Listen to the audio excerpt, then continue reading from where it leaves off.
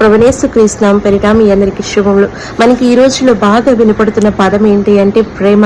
మరి ప్రేమ అంటే ఏంటి? అసలు అన్ని విషయాల్లో అన్ని చోట్ల ప్రేమ ప్రేమ ప్రేమ అంటున్నాం కదా, కానీ దేవుడు నిజమైన ప్రేమ ఏంటి అనడానికి కొన్ని క్వాలిటీస్ని బైబిల్ గ్రంథంలో రాయించారు. ప్రేమ, ఎదుటి వ్యక్తి మనల్ని నిజంగా ప్రేమిస్తున్నారు అనడానికి ఈ క్వాలిటీస్ వారిలో ఉన్నాయా లేదా అని తెలుసుకుంటే ఖచ్చితంగా వారి ప్రేమ నిజమైందో కాదో తెలిసిపోతుందండి. ప్రేమ అంట దీర్ఘకాలం సహిస్తుందంట, దయ చూపిస్తుందంట. అలాగే ప్రేమ మత్సర పడదంట, అసూయ పడదంట. ప్రేమ నువ్వు ఎవరైనా ప్రేమిస్తున్నావంటే వారి ఎదుట నీ గర్వాన్ని ఎప్పటికీ నువ్వు చూపకుండా ఉంటావంట. అలాగే నేను ప్రేమిస్తున్నాను అని చెప్పి నువ్వు ఉప్పొంగాల్సిన అవసరం లేదంట, అది నిశ్చలంగా ఉంటుంది అంట. ప్రేమించే వారి దగ్గర అమర్యాదగా ఎప్పటికీ నడుచుకోలేమంట. స్వప్రయోజనమును ఎప్పుడు కూడా ఆలోచించుకోమంట. ఎందుకంటే ఈ రోజుల్లో మనం న్యూస్లో చూస్తే ఒక భార్య తన భర్తని తన బిడ్డల్ని కూడా చంపేస్తుంది. ఎందుకంటే తన భర్త ఎల్లా తన బిడ్డల ఎల్లా తనకి ప్రేమ లేదు.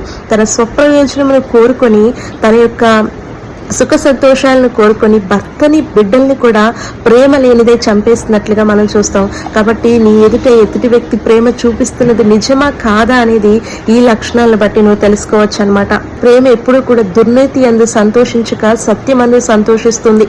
అంటే మనం ప్రేమించే వ్యక్తి దుర్నీతిలో పడిపోతుంటే, తప్పుడు దారిలో వెళ్ళిపోతుంటే వారిని బట్టి సంతోషించేవారిగా కాకుండా వారిని మంచి మార్గంలో నడిపించాలని అనుకుంటుంది, తాలుకుంటుంది, అన్నిటినీ నమ్ముతుంది, అన్నిటినీ నిరీక్షిస్తుంది, అలాగే అన్నిటినీ ఓర్చుకుంటుంది. ముఖ్యంగా ప్రేమ శాశ్వత కాలం ఉంటుంది.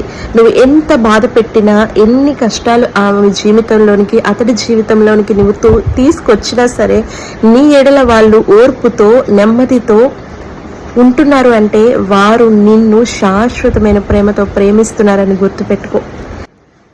మరి మన ప్రేమ ఇలా ఉందా లేదని మనం పరీక్షించుకుందాము. ఈ శాశ్వతమైన ప్రేమను మన ఎడల చూపించింది ఎవరు అంటే ప్రభునేసు క్రీస్తు ప్రభువారు.